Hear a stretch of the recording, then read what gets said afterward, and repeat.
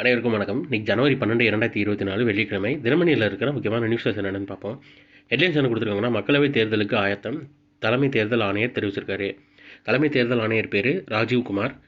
இவர் தேர்தல் ஆணையத்தோட எத்தனாவது தலைமை தேர்தல் ஆணையர்னு தெரிஞ்சவங்க கீழே கமெண்ட்டில் சொல்லுங்கள். தேர்தல் எப்போதுன்னு கொடுத்துருக்காங்க. முந்தைய மக்களவைத் தேர்தல் 2019 மார்ச் 10ஆம் தேதி அறிவிக்கப்பட்டு ஏப்ரல் 11 முதல் மே 19 வரையில் 7 கட்டங்களாக நடைபெற்றது. மே 23ஆம் தேதி வாக்கு எண்ணிக்கை எண்ணப்பட்டு அறிவிக்கப்பட்டன. நிகழாண்டு மக்களவைத் தேர்தலிலும் ஏறக்குறைய இந்த கால அட்டவணையை பின்பற்றி தேர்தல் தேதிகள் அறிவிக்கப்பட வாய்ப்பு உள்ளதாக தகவல் தெரிவிக்கின்றனன்னு சொல்லியிருக்காங்க. அப்புறம் வெப்சைட்டில் பாருங்கள். ஜனவரி 31 மத்திய பட்ஜெட் கூட்டத்தொடர். ஜனவரி 31ஆம் தேதி பட்ஜெட் கூட்டத்தொடர் தொடங்க வாய்ப்புள்ளதாக மத்திய அரசு வட்டாரங்கள் தெரிவித்தன. 2024-25ஆம் ஆண்டுக்கான இடைக்கால பட்ஜெட்டை பிப்ரவரி 1ஆம் தேதி நிதியமைச்சர் நிர்மலா சீதாராமன் தாக்கல் செய்வார் என எதிர்பார்க்கப்படுகிறதுன்னு தெரிவிச்சிருக்காங்க.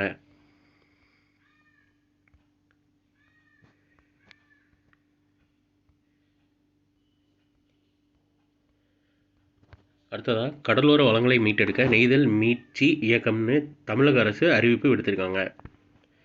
தமிழகத்தின் 14 கடலோர மாவட்டங்களில் 1076 கிலோமீட்டர் தூரத்தை மையமாக கொண்டு அடுத்து வரும் 5 ஆண்டுகளில் உலக வங்கி நிதியுதவியுடன் நெய்தல் மீட்சி இயக்கம் செயல்பட உள்ளது. இதில் கடற்கரையோர சமூகங்களின் வாழ்வாதாரத்தை மேம்படுத்துதல், பாதுகாப்பு, பல்லுயிர் பெருக்கம் மற்றும் கடலோர பகுதிகளில் மாசு கட்டுப்பாடு உள்ளிட்ட 4 முக்கிய கருப்பொருட்களை இத்திட்டம் கொண்டுள்ளதுன்னு தெரிவிச்சிருக்காங்க.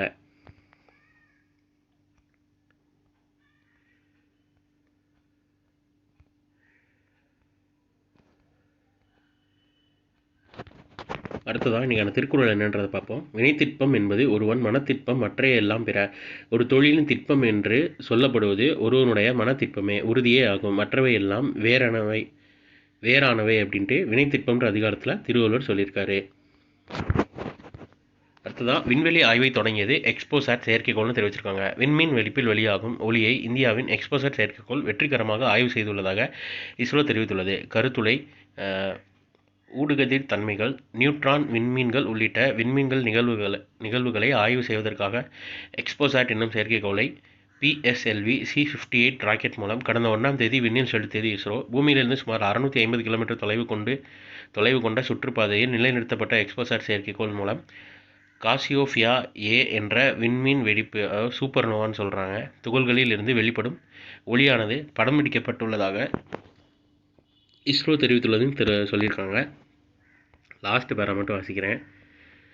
அந்த விண்மீன் வெடிப்பிலிருந்து வெளிப்படும் உமிழ்வுகளில் magnesium, silicon, sulphur, argon, calcium மற்றும் இரும்பு தாதுக்கள் இருப்பது உறுதி செய்யப்பட்டுள்ளதாக அந்த செய்திக்குறிப்பில் குறிப்பிட்டுள்ளதுன்னு தெரிவிச்சிருக்காங்க.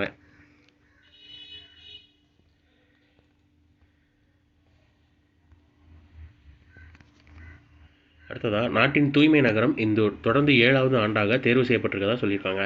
நாட்டின் தூய்மையான நகரமாக தொடர்ந்து 7வது ஆண்டாக மத்திய பிரதேசத்தின் இந்தூர் நகரம் தேர்ந்தெடுக்கப்பட்டுள்ளது. இந்தூருடன் சூரத் முதல் இடத்திலும் நவி மும்பை 3வது இடத்திலும் உள்ளன தெரிவிச்சிருக்காங்க.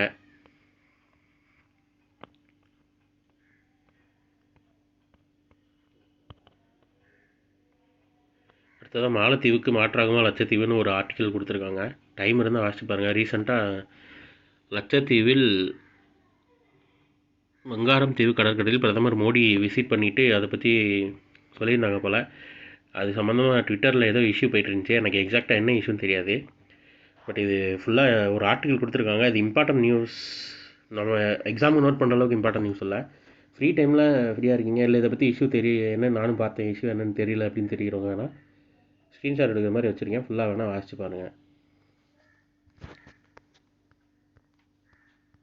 டிசம்பரில் 10,000 பேர் கொரோனாவால் மரணம்னு தெரிவிச்சிருக்காங்க. கடந்த டிசம்பர் மாதம் மட்டும் கொரோனா பாதிப்பால் உலகம் முழுவதும் 10,000 பேர் உயிரிழந்ததாக உலக சுகாதார அமைப்பு தெரிவித்துள்ளது. இது குறித்து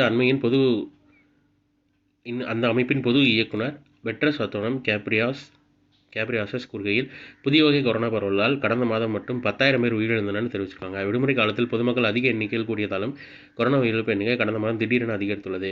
கொரோனாவின் தீவிர பரவல் கால மாதாந்திர சராசரி மரணங்களை விட இது குறைவாக இருந்தாலும் தற்போதைய சூழலில் இத்தனை பேர் உயிரிழந்திருப்பது ஏற்புடையதல்ல என்கிறார்னு தெரிவிச்சிருக்காங்க. இது நம்ம எக்ஸாமுக்கு நோட் பண்ணுற அளவுக்கு இம்பார்ட்டன்ட் நியூஸ் இல்லை. பட் ஜென்ரலாக வாசிக்கிறப்போ தெரியப்படுத்துவோம், அந்த மாதிரி இருக்குது அப்படின்றத தெரியப்படுத்துவோம் அப்படிங்கிறதுக்காண்டி வாசித்தேன். முடிஞ்சளவு சேஃபாக இருப்போம். இந்த வருமுன் காப்போம்ன்ற மாதிரி முடிஞ்சளவு மாஸ்க் அந்த மாதிரி வெளியே போகிறப்ப கூட யூட்டிலைஸ் பண்ணிக்குவோம். ஸோ இன்றைக்கான நியூஸஸ் அவ்வளோதான். இதோட ஹேண்ட் ரிட்டன் பிடிஎஃப் கீழே டிஸ்கிரிப்ஷன் லிங்க்கில் கொடுக்குறேன், வேணுறவங்க யூட்டிலைஸ் பண்ணிக்கோங்க. இது ஒரு shorter version of current affair நம்ம சேனலில் இருக்குது, வேணுறவங்க அதை யூட்டிலைஸ் பண்ணிக்கோங்க. ஸோ மேலும் இன்னொரு நியூஸில் சந்திப்போம். தேங்க்யூ.